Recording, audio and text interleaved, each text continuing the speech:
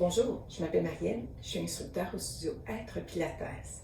Aujourd'hui, sujet de la capsule, les muscles stabilisateurs. Donc souvent, Pilates, on se peut poser la question, de quoi est-ce qu'on parle? Les stabilisateurs, est-ce que c'est juste les abdominaux? Eh bien, non. En Pilates, on veut travailler tout le corps, non pas seulement les abdominaux, mais aussi tous les stabilisateurs, que ce soit au niveau des scapulaires, du cou, du rachis, du bassin. À chacune des articulations, il va y avoir des muscles stabilisateurs. Donc, on pourrait globalement diviser ça en deux groupes musculaires. On peut parler des muscles mobilisateurs, qui se trouvent être des muscles superficiels, qui vont faire le mouvement, l'action, qui peuvent développer beaucoup de force. Ou on va parler aussi des muscles qui sont stabilisateurs, qui sont des petits muscles plus profonds, qui vont souvent être monoarticulaires, donc d'un os à un autre os, qui vont supporter, qui vont s'assurer que le mouvement s'effectue comme il faut, que l'articulation reste dans la bonne position de façon à ce que ce soit un mouvement harmonieux, sans créer de douleur. Donc, c'est important que ces deux groupes musculaires-là travaillent toujours en synergie. Et c'est ce qu'on veut essayer de reproduire, c'est ce qu'on veut intégrer. Pensez à une grue qui doit lever quelque chose de très lourd. Avant de faire ça, elle va vouloir s'ancrer, se stabiliser et par la suite, elle va pouvoir faire le mouvement. Notre corps agit de la même façon.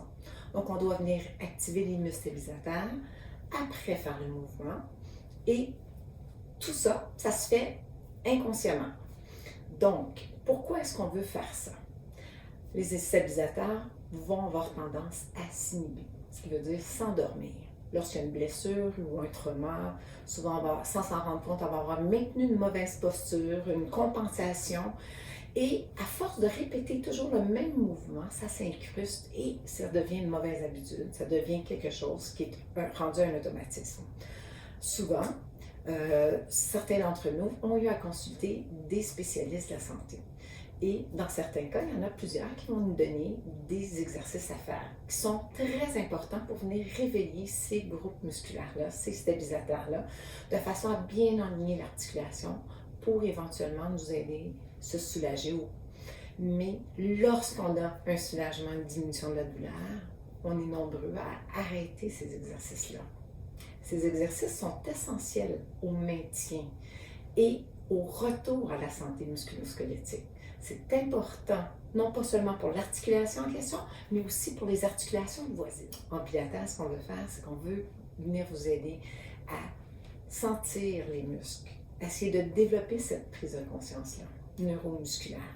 Ce qu'on veut aussi, c'est arriver à stabiliser l'articulation et par la suite, mobiliser. Quand ça va bien, sans douleur, on va augmenter de plus en plus l'amplitude, on va travailler avec différentes forces dans différents axes. Donc, on va travailler le corps entier, de la tête jusqu'aux pieds, et on va continuer à répéter les mouvements de façon à ce que éventuellement ça s'intègre et que ça devienne un automatisme. N'hésitez pas à nous communiquer si vous avez plus de questions. Au plaisir. À bientôt.